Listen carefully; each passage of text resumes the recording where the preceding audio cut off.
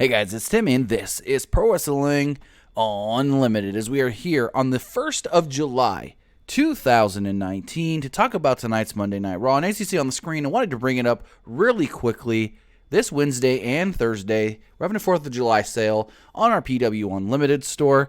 Everything on the store will be 30% off. Now, our store doesn't just benefit us here at Pro Wrestling Unlimited, but as a TeePublic partner, we are allowed to add other artists' designs to our store and help promote them as well. So buying their items from our store also helps them out as well. So this Thursday and Friday, July 3rd and July 4th, go check out our PWUnlimited store, pwunlimited.net/store, to get all the stuff on there: t-shirts, tank tops, cell phone cases, pillows, stickers, and more at 30% off. Now, let's start talking about tonight's Monday Night Raw.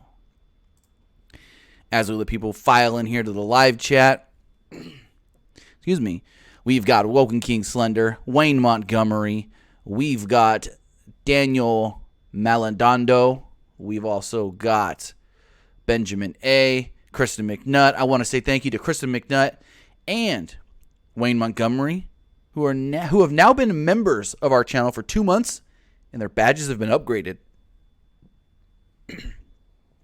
And speaking of Kristen McNutt with the $5 Super Chat donation, what do you think of the non-PG stuff tonight? And I've been a member since 1 month now. It's awesome. Thank you for being a member, Kristen. And I wouldn't say anything they did was non-PG, because the show is still PG rated, so everything they had to do had to fit in with that PG rating per se. I know Corey Graves said holy shit and holy crap, but for the most part, the show was kept at a PG rating. And this is the thing that I've been saying for a very long time now. Just because the show is rated PG doesn't mean that the show can't be fun, that the show can't be good, that the show can't be a little edgy and add some things that we haven't seen for a long time to the product, to Raw, to SmackDown, and tonight proved it. You can have a fun, good, little different, edgy, hardcore-ish kind of show, yet still be PG. And I've been saying that for a while. The rating, the PG rating, has quote-unquote turned people off. But when you really look at it in full perspective, the PG rating doesn't matter. It's the writing, the continuity, the consistency, and all the other stuff that goes into not being that great of a show. Wayne Montgomery with a $4.99 Super Chat donation says, man, Raw tonight was Dallas was lit, and enjoy it. And love it. I enjoy the Bobby Lashley match and AJ Styles match. Well, I liked the AJ match as well. A little convoluted there in the middle. Didn't like the way they got to the commercial break. I had a feeling they were going to do something stupid to get to it because, quote-unquote, no more wrestling during the commercials. But we'll talk about that here in a moment as we talk about what opened up the show. So Raw started with a cold open, as usual, and the announcers ran down tonight's lineup. Among the things they plugged was a possible appearance by The Undertaker, as they kept saying, the rumor is that The Undertaker is going to be here tonight. The Undertaker may already be backstage, and we learned that The Undertaker was there. There was a sudden shot of the Street Profits standing backstage wearing their NXT Tag Team title belts, but it was never acknowledged, as it was shown for roughly 45 seconds or so, maybe a full minute, and then they cut away back to the arena. I don't know what happened there. I assume it wasn't that big of a mess up if it was on screen for as long as it was. Oh, Wayne Montgomery, awesome. I have a question for you then. So Wayne Montgomery says that he was there in person. So I have a question. Did you guys see live, which I assume you didn't, the Baron Corbin, Lacey Evans promo from backstage while The Undertaker was leaving the ring? Did you guys see that? Because if you didn't, what happened was Undertaker was in the ring, posed, they cut backstage, did a minute or two promo with Lacey and Baron, and then they cut back, Undertaker finished his exit.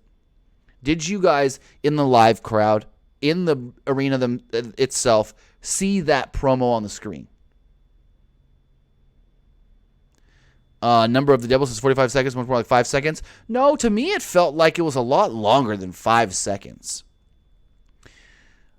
But right away, we go straight to a match instead of going straight into a talking segment, which was cool. And it really worked. This was a good idea. So Lashley hit a spear very quickly on Braun Strowman as we started off the Falls Count Anywhere match. Strowman cut him off on the outside with a shoulder tackle and a senton for a 2. Lashley followed up with another spear for a 2. The fight quickly went to the crowd. Lashley used a steel chair for a 2 count. Crowd greeted him with "You suck" chants. Strowman fought him off, backed up, and charged at Lashley with a running shoulder tackle for a 2. Strowman launched on Lashley on top of the stage, but Lashley fought back and gave him a vertical suplex, which the crowd appreciated for a 2. Strowman then charged and drove both himself and Lashley through the stage. So Lashley looked like he was setting up for a spear of his own as Strowman was getting to his feet. Instead, Lashley tackles Strowman tackles Lashley, sends him through the stage, through the set. With him going through the set, we see pyro and just fireworks going off and this and that. They tried to make it look as brutal as possible. And you hear Corey Graves. I thought at first it was Michael Cole. I was quickly corrected on Twitter. I thought it was Michael Cole, though. They go, "Holy shit." I heard it super quick. I was also trying to write some stuff up at the same time, but I hear all of a sudden, "Holy shit." And I'm like, what was that? And it was Corey Graves. So both men fall to the floor behind the stage, and the cameras quickly catch up with them and show them. And then it cuts to this awkward camera off to the side behind the stage, way up high. And the announcers are kind of talking for a second, and then they just go silent. Crowd's yelling, "This is awesome," as loud as they can. "This is awesome. This is awesome." And so we're sitting there at this other camera angle, and officials start running up, like referees and stuff, and some producers and agents.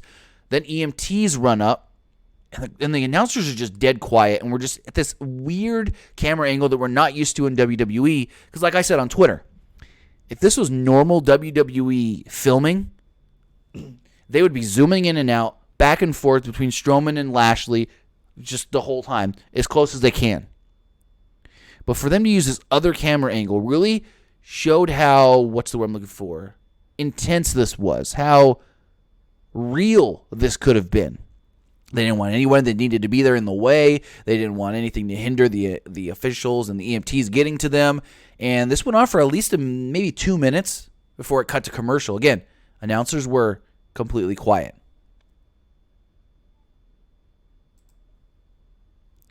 So they come back, and they're still at that same camera angle, and they're quiet for a minute, and then Michael Cole calls this an extreme moment or something like that.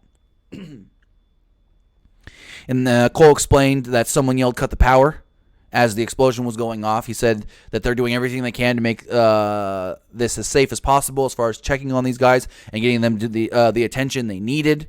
So the power to the stage did get cut off for the brief time that they were loading them up. They put Bobby Lashley on a stretcher, put him in an ambulance. They put Braun Strowman in a stretcher, put him in an ambulance, take him away, and they cut back to the announcers. I love the way this was all done. The announcers come back, and they all are looking all like sad and shocked and like, what just happened? The announcers for this angle played it really well as far as making it seem like an intense moment, making it seem like something that was very out of the ordinary, not expected, and just hopefully everybody's okay kind of deal. So they're like, if we have any other information, we will let you know. If we hear anything on the status of Braun Strowman or Bobby Lashley as they are being taken to a local medical facility, we will keep you updated. So that was very, very well done. It got a lot of people talking online, a lot of interest in the show, and hopefully it kept the ratings. It helped with the ratings as far as keeping, or not really. I can't say that because that was in the first hour, but I hope like it happening and then the clips just everywhere online instantly. WWE did a good job of getting the GIFs up fast, and hopefully people saw that on Twitter and was like, "What? Let me click over to Raw. What happened?" Luke Mike with the $4.99 super chat donation says the Bobby and Braun moment should love happen at Extreme Rules. Wait, what? You might have had a typo there, Luke. Oh, it's probably trying to say should have happened in Extreme Rules in my opinion, but what do you think about Maria's promo tonight? I'm going to get to that because I loved the Maria stuff. That was so Paul Heyman. Like, Everything Maria did and said tonight, you could just tell that had Heyman all over it. And I loved it. So, as far as Bobby and Braun taking place at Extreme Rules, I think it should have as well. But maybe because of what happened tonight, the match will take place at Extreme Rules. Maybe they put him in a cage so that way something like this can't happen again. But fast forward, Renee Young said that she was getting word that maybe Braun ruptured his spleen in this incident. So if he's quote-unquote has a ruptured spleen, then it ain't working Extreme Rules. So we'll see. They never quote-unquote confirmed any injuries. Tom Jasper Jr., you're way wrong saying Maria's promo sucked. I think Maria saved that segment with Becky and Seth backstage, and I'm going to get to that. So, Viking Raiders come out, start their entrance. The stage is still completely dark as they're getting all the power back to it because, they're trying to make it seem as real as possible. Well, I mean, even not, because Braun and Lashley played it up well as they were hurt. They weren't moving. They closed their eyes. They played it up well. So they turned off all the power because they had to get them all out of there. And Corey Graves said it a couple times. Where they fell is where all the electrical cords and cables and power boxes are that power the stage. So even though that was a planned, fake spot and everything was done as safe as possible so neither men got hurt, they still had to take extra safe precautions because if they, one of them stretchers did roll over a cable and pull it out or squish it in something, could have caused a little real explosion or something. So turning off the power to the stage helped with the intensity of it, but at the same time was needed for what they were doing, getting those guys out there the way that they did. So we had Big E and Xavier taking on the Viking Raiders. I didn't like how early on Xavier jumped off the apron and started playing his trombone while Big E was taking on, I still can't tell who's who, Ivar, I think it is. It was just like, really? You're more concerned about playing your trombone than being there on the apron in case your partner needs you? He got back up there pretty quickly, but it was just like they were taking the Viking Raiders too lightly, and I don't think that's something you should portray this early on in the Viking Raiders' time on the main roster. So the match only goes about 2.5-3 minutes before Samoa Joe runs out and attacks Xavier Woods, and the referee calls for the bell, presumably a DQ, but they never actually say it.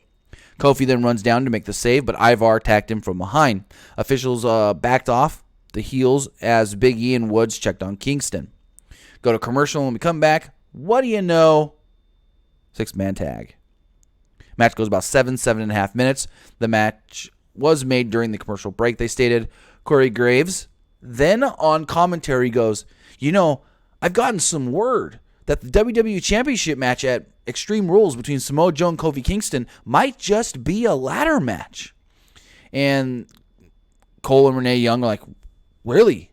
Do you have more information on that? And Graves was like, this is all I know right now. It's just stuff that I'm hearing from my sources, but I think from everything that I've been hearing is that this match could be a ladder match. And Michael Cole and Renee Young were like, really?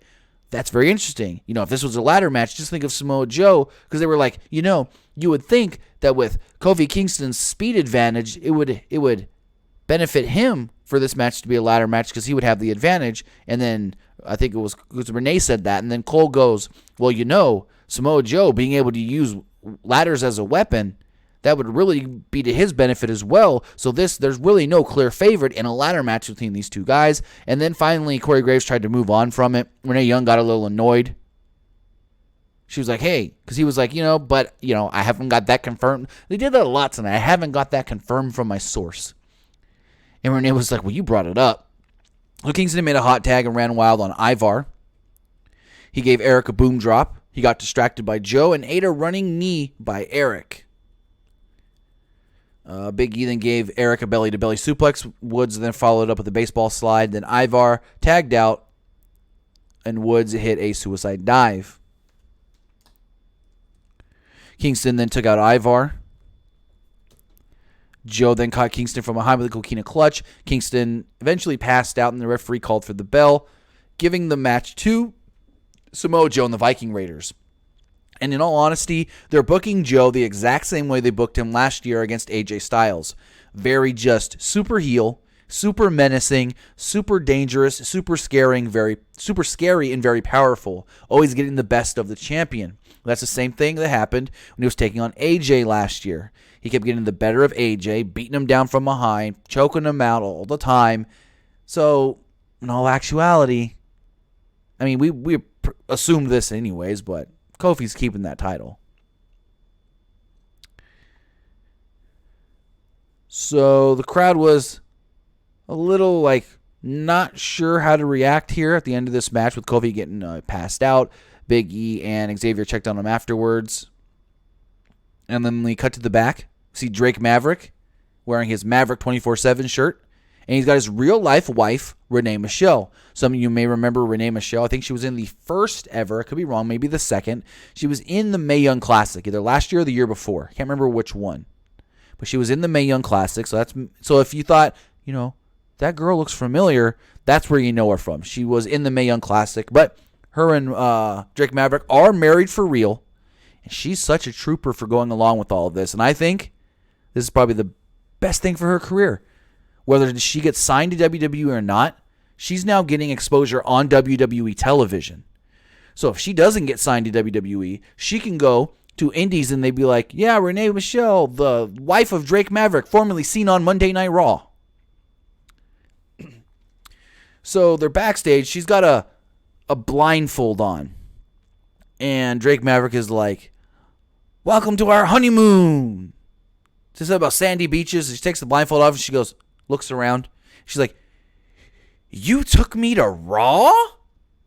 And he was like, there's a lot of cool things here. Hey, meet Dana Brooke. And Dana Brooke was like talking to her for a second. She's like, oh, I want to say how happy it is for you guys to be married. He's like, oh, marriage. Don't talk about that. Let's move forward. And finally, Truth walks up. Well, before that, actually, she tells him, she goes, you're too obsessed with that 24/7 championship. And you're going to have to make a decision. It's me or that belt. And he was like, it's always you. I'm going to choose you. So he hugged her. And Truth appears. And so he hugs her in tighter so she can't see Truth. And Truth is just toying with him. Truth is toying with him like, ha ha ha ha ha. You picked your wife. Now you better not come after me. Now I'm going to fuck with you all night. Which he did. He's like, you're not going to attack me. You're not going to do anything. Because your wife said you can't. He didn't say all that, but that's basically what they insinuated. Maverick covered her ears so she couldn't hear anything. And then Truth started walking off singing. We then get AJ Styles meeting backstage with Carl Anderson and Luke Gallows. Chris McNutt says she was in the 2017 Mae Young Classic. She was in the first one. That's what I thought. AJ, Gallows, and Anderson, they were friendly with each other. AJ mentioned last week their loss to the Viking Raiders. Then they reminded him he barely beat Ricochet. They questioned whether he could beat Ricochet again with the title on the line. Anderson said, you know what? If you can beat him, I'll put my hot Asian wife on the line. You can have her too. Styles put over Ricochet as a superstar. Then made a comment about Anderson's wife. And he was like, I could beat him again. I could beat him with the title on the line. They're like, are you sure? Can you really? He was like, of course. So then we had Cesaro versus No Way Jose, which this match never actually happened. So No Way Jose was coming down with his Congo line, and at the end of the Congo line was R-Truth. So as the Congo line's going around the ring, we see Drake Maverick and Renee Michelle, his wife, sitting at ringside. So they were like, on commentary, I think Graves is like, what are they doing sitting ringside? And Renee's like, well, hey, they're on their honeymoon. If you're here, might as well enjoy the show. And so the last person in the Congo line stops and just dances in front of them, wearing a Cat in the Hat shirt or hat, Cat in the Hat, and of course, it's R-Truth. So Renee apparently doesn't realize who this is because he's quote-unquote in costume. And Truth grabs her by the hand, stands her up, and dances with her for a second before laying down across the top of the barricade. Basically like, hey, Drake, you want to pin me? You can't. Your wife's right there. So it cuts away from that because Cedric Alexander and Titus O'Neil run down and chase off Truth. We the action gets into the ring, the cameras looking into the ring, and all of a sudden, No Way Jose's thrown over the top rope by Cesaro. Cesaro then runs out of the ring, hits a suplex and a neutralizer on the outside to No Way Jose. Match never starts. Backstage, Charlie Caruso introduces us to Raw's newest tag team, the NXT Tag Team Champions, the Street Profits. And I was so glad when they said NXT Tag Team Champions. Because remember when the Viking Raiders first came up? No mention of NXT or the NXT Tag titles. But for them to mention that the Street Profits are the NXT Tag Team Champions, I don't know exactly what that means.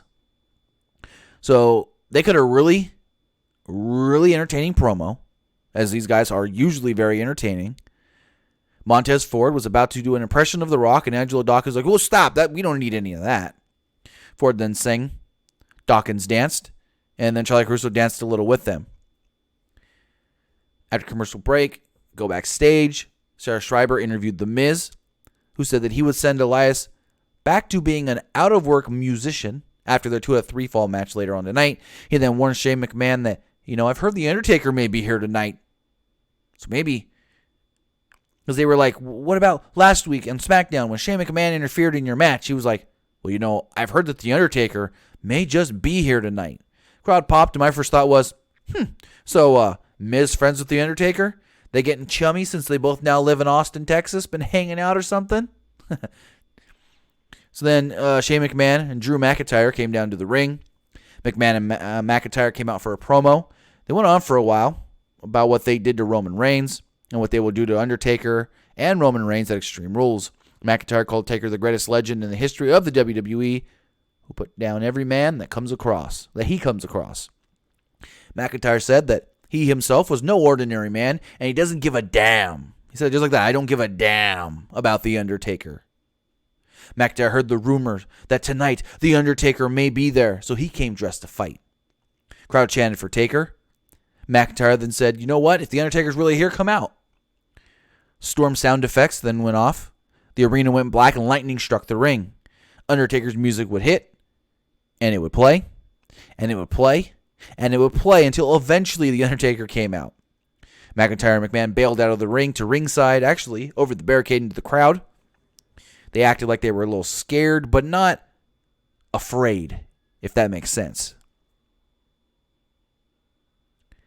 So Taker comes down, said, Reigns never asked me for help. Because that's not who he is and what he needs and what he does. Taker called himself the Reaper of Wayward Souls. And he was here to collect 2 souls, McIntyre and McMahon. He says Shane McMahon had his respect a little bit for giving him everything he did inside Hell in a Cell back at WrestleMania 32 and coming out alive. However, Shane fell victim to his own greed and ego. Taker says Shane might be the best in the world, but where he's sending them, they'll just be another couple of lost souls. He said they would rest in peace. So Undertaker does his little pose, goes to get out of the ring, and the cameras cut to the back. So according to Wayne Montgomery, the live crowd did not see this. Baron Corbin cut a pretty good promo while Lacey was adjusting herself in the mirror, for a lack of better terms. Corbin wondered why Seth would throw it all away for his little fling. Lacey Evans then wasn't as good as she normally is in promos. She did seem overly scripted, and you can tell she was trying to remember her lines. Evans has seen Rollins' wandering eye backstage and said that he should have never put his faith into Becky Lynch. I thought Baron came off good here, and I thought Lacey could have been better.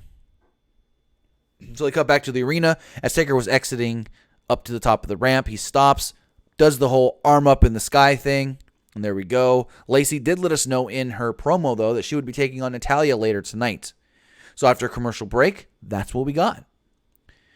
Natalya and Lacey Evans with about 3 to 4 minutes. Evans dominated with for a few minutes till Natalya made a comeback. She was then distracted by Baron Corbin, who was out there as her manager. This allowed Lacey to roll her up, but only get a 2 count. Natalya, I think, yelled bitch at Lacey after a discus clothesline.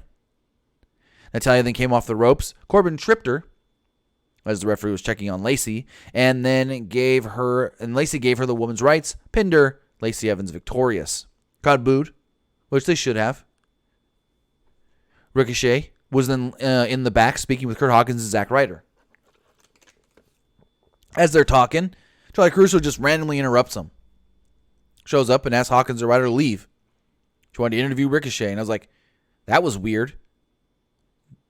Investigative journalism, I guess.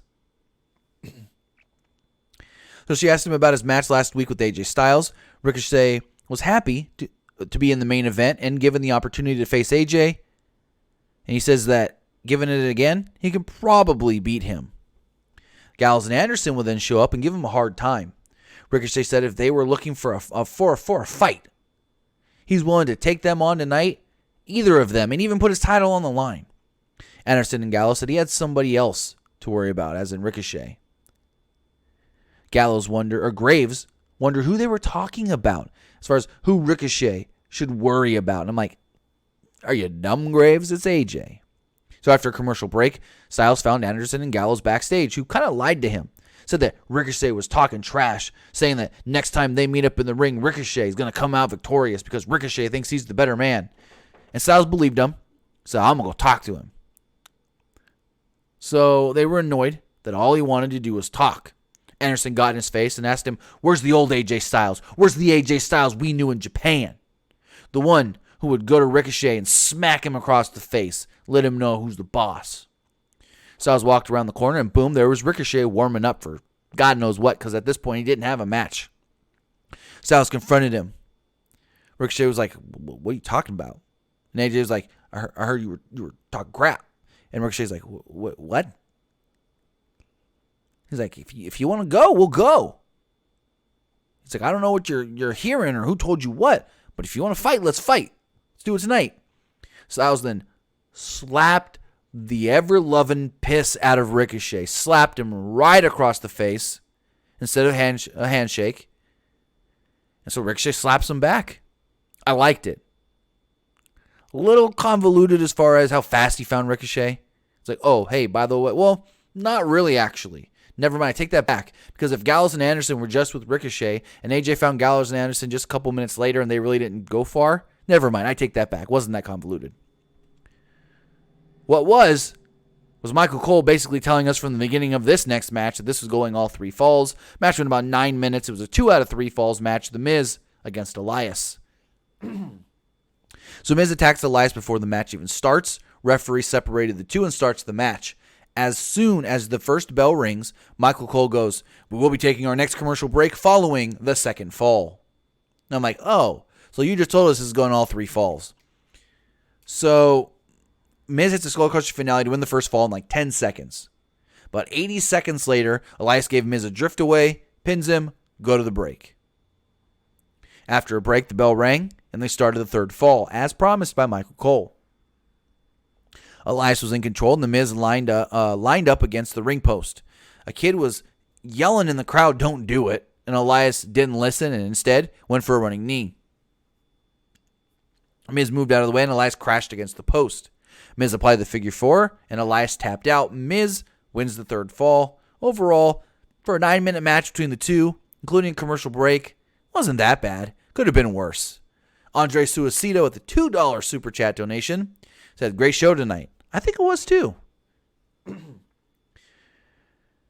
Charlie Caruso in the back interviews Seth and Becky. And as this is going on, I'm like, this is not good. Rollins first sent well wishes to Lashley and Strowman. Miz did that earlier too, I forgot to mention. They made jokes about Rollins being too impulsive in setting up this match at Extreme Rules. Rollins explained the rules of the match at Extreme Rules. And he advised Becky, he literally said, and I quote, I wouldn't advise you to lose my title. And Becky looks at him and goes, what? I wouldn't advise you to lose my title. I was like, all right, this is dumb. So they kind of chuckled and were like, we're not worried about losing.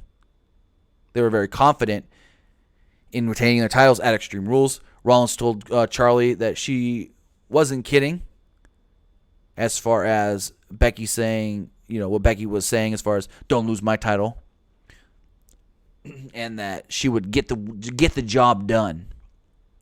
Rollins made a comment about Lynch needing to listen to him, and her head snaps, looks right at him, and he was like, maybe not. So we know who the man is in that relationship. Rollins said that he got lucky, and Lynch goes, yeah, you did. And she starts like poking at him and trying to tickle him when Maria Kanellis walks up and saves this segment. Maria is a hell of a promo. She says she was disgusted with both of them. She says she wasn't impressed with Lynch's title. She said she deserves her own title. She goes, I pushed an 8-pound baby out of my uterus. I should have a title for that. Can you do that? And then Mike Kanellis walks up. She was like, Seth, you only have that Universal Championship because my husband hasn't had an opportunity to take it from you yet. So Seth and Becky are kind of looking at them like, who the fuck are you? She was like, I don't like you guys calling yourselves the first couple of WWE. That's us. And then Maria goes, and I quote, because she was like, you want mixed tag team action? Let's do it tonight. And she says, and I quote, me and my bitch take on you and yours. Referencing that Becky is Seth's bitch. Lynch accepted and threatened to slap their heads off. Rollins then told them, y'all done messed up. The crowd enjoyed it. I thought Maria saved it. I didn't think that the Becky and Seth stuff, just them, was that great. Especially when Seth was like, I wouldn't advise you to lose my title. And then Becky was like, I was like, what are you doing? So we had a mixed tag team match. Match goes about 3.5 minutes. Rollins beat the crap out of Mike for a while. Maria yelled at him to be better, to do better, to be better in the ring. Which it's like, okay, this is playing off the stuff from 205 Live where Mike looks good but can never get the job done. Rollins eventually forced him to tag in Maria, which brought in Lynch. Maria then got off the apron, grabbed a mic, and admonished Mike for not protecting her. She's like, you're supposed to protect me. You're supposed to not let anything bad happen to me. You're supposed to be my protector. As my husband, you're supposed to be the one that makes sure that I'm safe. Lynch is about to attack her, and she yells, I'm pregnant! Basically saying, you can't touch a pregnant woman. Crowd called bullshit on this, which I haven't got it confirmed if she really is pregnant or not. Maybe. We'll see. So Lynch left her alone, got back into the ring.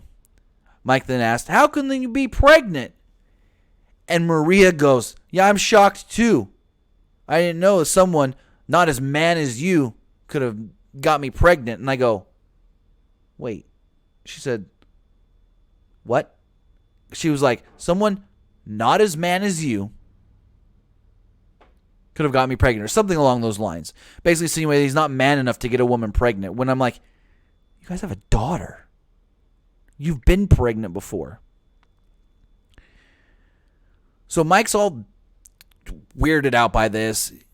He was all confused on what was going on, and Lynch grabs him, pulls him into the middle of the ring, puts him in the disarmer, makes him tap, and I think it was Renee goes, I guess it's to disarm him now, which I digress here for a second. This should have not have counted as a victory. Because earlier in the night, when Michael Cole was talking about the mixed tag team match at Extreme Rules, he stated, men can only face the men, and women can only face the women. So if that is the case, Becky putting her hands on Mike and making him tap should not have been an official victory. So afterwards, Maria gets in the ring and mocks Mike some more about not being a real man. She said the only real man in the building, obviously, was Becky Lynch. So maybe next time, I'll ask Becky to impregnate me. Maria left the ring by herself. Maria's so freaking great on the mic. I love Maria Kanellis' promos. They then cut to Charlie Caruso, who was super confused. She was like, so yeah, that just happened. And Paul Heyman shows up. Got a big reaction from the crowd. I wasn't sure where this was going, but he said, I am the advocate for Mr. Money in the Bank, Brock Lesnar. He said tonight hasn't been the best of nights for Seth Rollins. Has not been a good night at all for Kofi Kingston. Maybe Brock Lesnar is here. Maybe Brock Lesnar is not.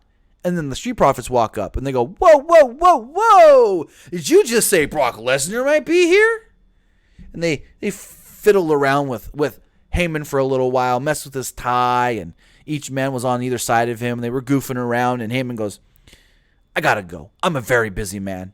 And he looks at Montez Ford, who was on the left side of him. He looks at him as he was getting ready to walk, and he goes, you know what? Never mind. I'm going to go this way. So they kind of did some more rhymes with Charlie Caruso here for a minute, and they were like, oh, time to go. Let's go this way. They were very entertaining. They showed off how charismatic they really are tonight in those two brief segments. So then we got a moment of bliss with special guest Nikki Cross. Bliss hosted in her gear, which as soon as that happened, I was like, oh, she's wrestling. And she comes out for this segment, and immediately Renee buries her and goes, she couldn't wear some pants to host this show? So she wished well wishes to both Strowman and Lashley, and Bliss introduced Nikki Cross as her guest. She replayed her win over Bayley last week on SmackDown. Cross then thanked Bliss for all the help and support and making her believe in herself. Bliss said, this moment was all about Nikki, actually. Carmella would then interrupt. Carmella wondered why Bliss was getting the title shot if Cross actually won the match. Bliss wondered why Carmella was even out here. It doesn't concern her. Carmella said they were supposed to be friends. But Cross was getting nothing out of this relationship. Bliss said that Carmella was nothing more than Truth's sidekick. Then spelled it out for her. Carmella challenged her to a fight. And hey, good thing Bliss wore her gear because she had a 6-second match. So, Bliss was paying attention to Nikki Cross as the match started. Carmella schoolgirled her. Quick pin. Like I said, 6 minutes. Carmella wins. After a commercial break, Nikki Cross then got a match with Carmella. Went about 3 minutes. Announcer said that Bliss volunteered Cross during the break for this. Cross blocked a super kick and won with a swinging neck breaker in about 2.5-3 minutes. The announcers noted that Cross did whatever she had to make Alexa Bliss happy. Bliss celebrated after the win like she had won the match. She then encouraged Nikki Cross to celebrate more. Have fun with your victory. Cross's music played as she won, and then it cut to Alexa's music. So Sarah Schreiber was in the back. She caught up with Alexa Bliss and Nikki Cross backstage. She then also asked Nikki, what do you think about what Carmella said? Should you be in the match against Bayley at Extreme Rules? And Nikki Cross was like, wait, what? Should I be in the match? She was confused. And Bliss just goes, we have no comment on that. And she grabs Nikki Cross and they walk off. So we see Drake Maverick and his wife again as if they're leaving the building. They've got their bags. I guess she's got her bag because she thought she was going on her honeymoon. I don't know. But they got 2 suitcases. They're getting ready to leave. And he was like, walking with her. He's kind of sad that he can't go for the title anymore. So we thought. And EC3 and a bunch of others start running past them. And his first thought was, Truth must be around. So he's like, honey, go meet me at the car. I'll be there in a second. She's like, oh, okay. And as she walks off, Truth comes out of hiding. So Truth comes out of hiding, and Jake Maverick sneaks up from behind, and Truth turns around. And he's like, whoa. And he jumped for a second, and he's like, oh, wait, it's you. You can't do anything. So Truth goes to walk off, and Maverick grabs his suitcase and throws it at the back of R-Truth. Knocks R-Truth down, jumps on him, yells, ref, I need a ref, ref, ref, ref. Ref comes out of nowhere, quickly, I may add. 1, 2, 3. Drake Maverick just won the 24/7 championship again. So he stands up, and there's his wife. And she's pissed. Maverick said they can go on their honeymoon now and do it 24/7. So if Truth does not show up at that honeymoon, wherever they're going, oh my God, it's going to be such a wasted time. They can have a good honeymoon and film 1 quick segment. Maybe 2. But Truth has to show up at that honeymoon. No matter where, I don't know where they're going on their honeymoon. But Truth has to show up. So then we get Ricochet versus AJ Styles. This match starts with about 15 minutes left in the show. And my first thought was, how do they get to this damn commercial? They're not going 15 minutes straight. Loud dueling chants for both men as Styles worked over Ricochet early. Ricochet fought back and hit a Fosbury flop. For some reason, Corey Graves noted that last week, AJ won by the calf crusher submission. And I was like, no. He won with an elbow to the face and then a phenomenal forearm, which Michael Cole let us know later that AJ won with the forearm because AJ jumps to the top rope about 2 minutes in. About 2 minutes in. AJ jumps to the top rope, hits the phenomenal forearm, and goes for the pin. 1, 2, as the referee's hand goes down for 2, Ricochet's foot goes under the bottom rope. 3. Referee calls it as, hey, AJ's the new champion. So I don't know who, I think it was Sean Bennett may have been the referee, the original referee for this match. So he calls AJ's the winner, and John Cone runs down. John Cone runs down, was like, no, AJ did not win. Ricochet's foot was under the bottom rope. So the referees are not really arguing, but deliberating. Michael Cole commentary was like, is this match going to be restarted? Is that not going to count? Is what's going to happen after the commercial break? So we come back, and the match is restarted, and they go, this match has been restarted. Ricochet, or AJ Styles, is not the United States champion for now. So Gallows and Anderson were at ringside as this took place. Styles argued with Gallows and Anderson at ringside for a second when the match first restarted. Ricochet hit an enziguri and a corkscrew neck breaker. Ricochet went for a dive, but Styles slipped back into the ring. Ricochet landed on his feet, but Styles caught him with a springboard forearm. Styles followed that up with a brain buster in the ring for 2. Styles then hit a rack bomb for a 2. Ricochet fended off Styles' attack gear and caught him with a roll-up for the pin. Ricochet officially retained the not Cruiserweight Championship, the United States Championship. So after the match, Gallows and Anderson jump up on the apron, and they're yelling at AJ. And AJ looks like he's almost ready to fight them. Ricochet's ready to fight them. And all of a sudden, AJ turns around and clocks Ricochet. Gallows and Anderson get in the ring after AJ says, get in. And AJ's a heel now. And AJ, Gallows and Anderson, as a 3-man unit, as we saw in 2016, is great. So they give Ricochet the magic killer, and AJ's sitting on the second rope. And AJ's like, pick him up and bring him over here. So they bring him over to AJ, and AJ hits Ricochet with a second rope Styles clash. I never thought I'd see this in WWE. Let me know if it's ever happened before, because I don't think this has happened before in WWE. Hits him with a second rope Styles clash. He then gets down, beats the crap out of Ricochet for a little bit more. Then they all pose over him. And then they do the too sweet gesture, and as they're posing over him, you hear AJ yell, "We're the club!" And the cameras fade out. And that was Monday Night Raw. A great Raw. I liked this Raw a lot. So with that, now I want to hear from you guys. I want to hear what you guys have to say about tonight's Monday Night Raw.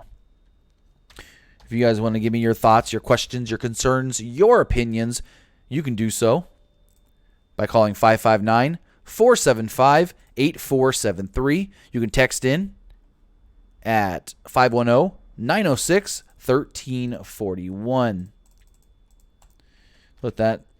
Let's look here and see if we have any text messages. Looking at the live chat. Also, those of you that may not have been here when we started off the show, just want to reiterate that this Wednesday and Thursday, July 3rd and 4th, we'll be having a flash sale, a 4th of July flash sale on our PW Unlimited TeePublic store. Head over to pwunlimited.net/store to get 30% off everything on our store, from t-shirts, tank tops, cell phone cases, pillows, and more. Not just does our stuff on our store benefit us and help out us at PW Unlimited, but as an official TeePublic partner, we are able to actually help promote other artists on TeePublic as well and help get their stuff out as well. So if you do get some stuff that's not PW Unlimited branded but still on our store, it helps out those artists as well. So on Wednesday and Thursday, head over to pwunlimited.net/store and everything on our store will be 30% off. Now with that, let's take a call. Caller, you're on the air. What's going on? Hey, Jim. How's it going? Hey, I think we're always pretty good tonight. So do I. I have a couple of questions or comments too. Go for it. I don't know if you saw, but when Miz was going to the ring, I saw that brace pump that was showing in the background. Yeah, I did briefly see that. I wasn't sure if that's what I caught, so.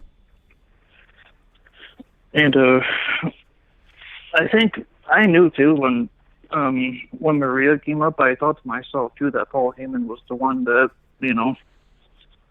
Oh yeah, the way that everything that she said just sounded like Paul Heyman.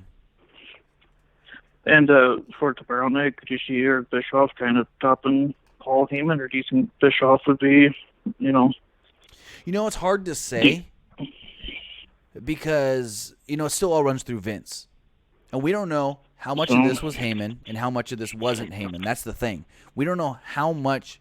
We know that apparently Heyman, was quote-unquote in charge of creative. But again, everything still runs through Vince. So I don't know how much of what for tomorrow Bischoff has suggested that Vince is going to approve.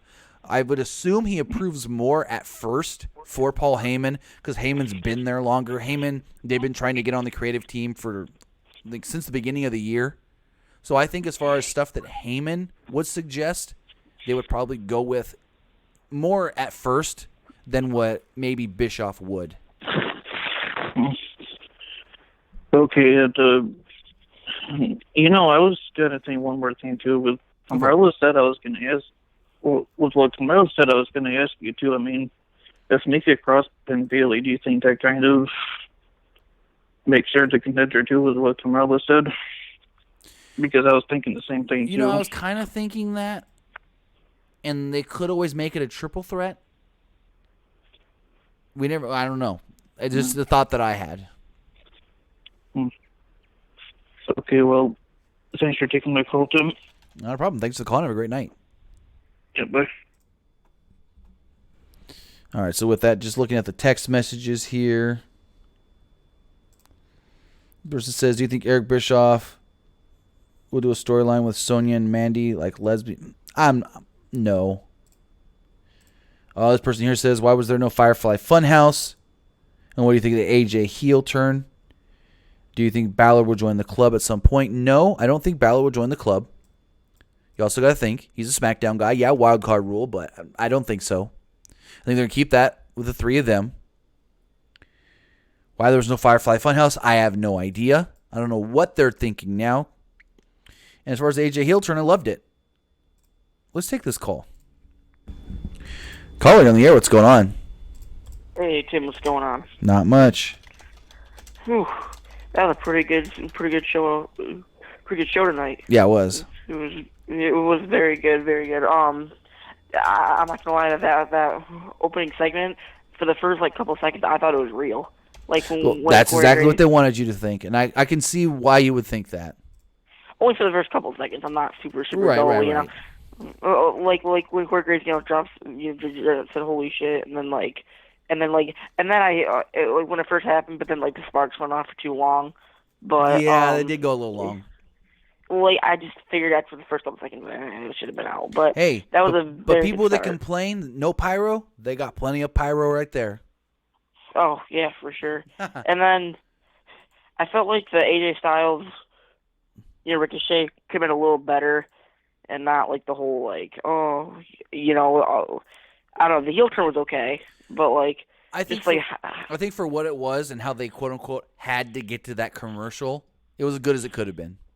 Yeah, and the commercials have kind of been fixed, other than just that plain old 2 out of 3 falls match we get. Right.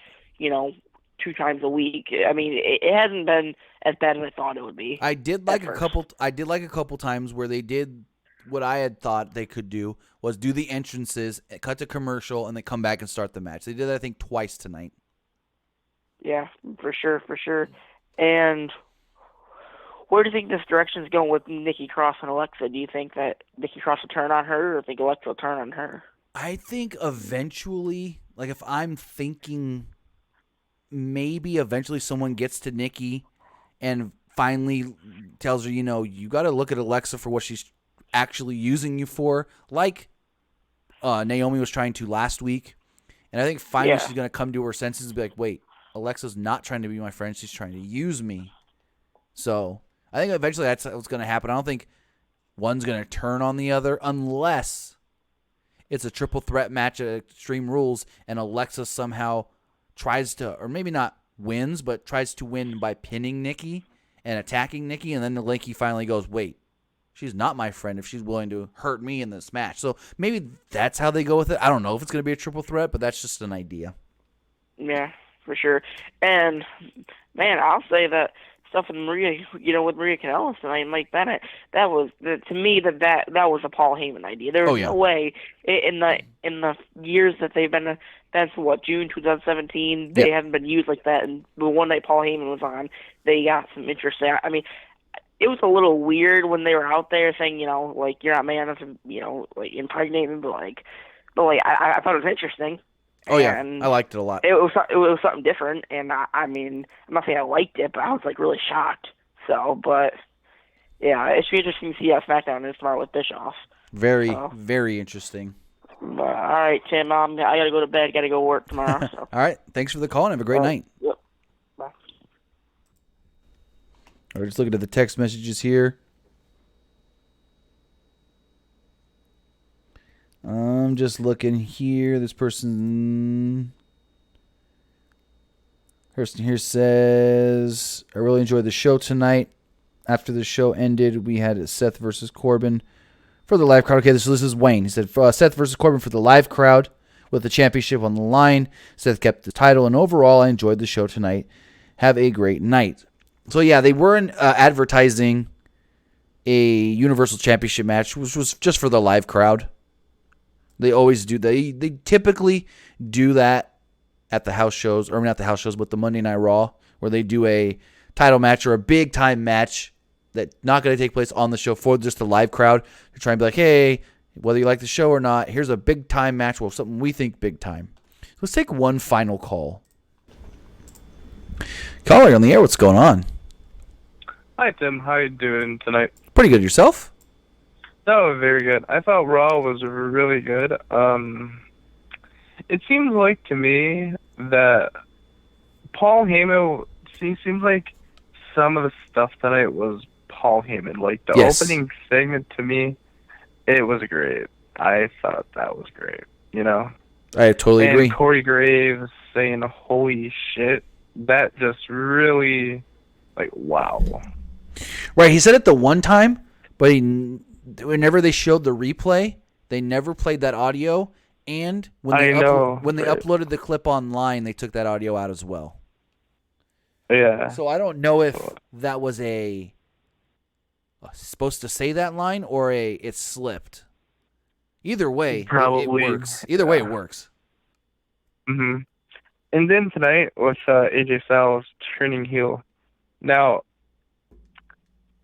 how long do you think that heel turn is going to last? Do you think it's going to be I think it forever, should last a significant amount of time because we've basically had a babyface AJ for the last 3 years. Yeah. When he signed with the company, he was babyface. They briefly had him with Gallows and Anderson against John Cena and Cass and Enzo, and that's when he was heel. But then as soon as they did the brand split and he was drafted to Raw or SmackDown, he's basically been a babyface ever since. So I think they should keep him a heel for the time being and see how that works and how the crowd reacts to it. Because, I don't mind. I actually like heel AJ Styles. I do too. It's a change. Yeah, because the last heel turn, it was all right, but maybe this heel turn can do something. Maybe like win him the Universal Championship. Maybe. Like sometime down the line later this year. Will he be facing Ricochet at Extreme Rules? I would assume. Yeah. That's the direction it looked like it's leading to. They didn't directly say that, but I would assume Ricochet is going to want some sort of revenge, and then AJ is going to say, well, not unless you put your title on the line, and they need a match for Extreme Rules. Mm-hmm. Now, can you see Nikki Cross facing Bayley for the SmackDown Women's Championship? At Extreme Rules? Yeah. I don't think... Instead of Alexa? I don't think instead. Like I said earlier, if anything, and they add her to it, maybe. All right. Thanks, and have a good night. All right, thanks for the call. Have a great night. Chris McNutt says, Tim, what did you think of BTE? You know, to be honest, thank you for the $2 Super Chat donation. I haven't liked it the last 2 weeks. And I really, really, really did not like SCU bashing on NASCAR in this week's Being the Elite. So they were in Daytona, and Scorpio Sky did his whole Daytona Beach is the worst town I've ever been in. And then Frankie Kazarian goes, what is Daytona known for? It's beach and it's a big old racetrack. And they start bashing on NASCAR. And I'm like, are you fucking kidding me? Saying that NASCAR drivers aren't athletes and it's not a real sport. Are you fucking kidding me? Here's one thing before we wrap this up here. Does Frankie, does Christopher, does Scorpio know that there is a major NASCAR event in Southern California every single spring? Sometimes it's in February. Most of the time it's in March. That kind of ticked me off a little. But other than that, I really, too much campy over-the-top comedy the last 2 weeks on Being the Elite for my taste. And we'll see. We'll see. But yeah, that NASCAR reference, them shitting on NASCAR, really grinded my gears there. But with that, got a couple more text messages here before we do wrap it up. Person here says, I think R-Truth should follow Drake Maverick to his honeymoon. I think so too.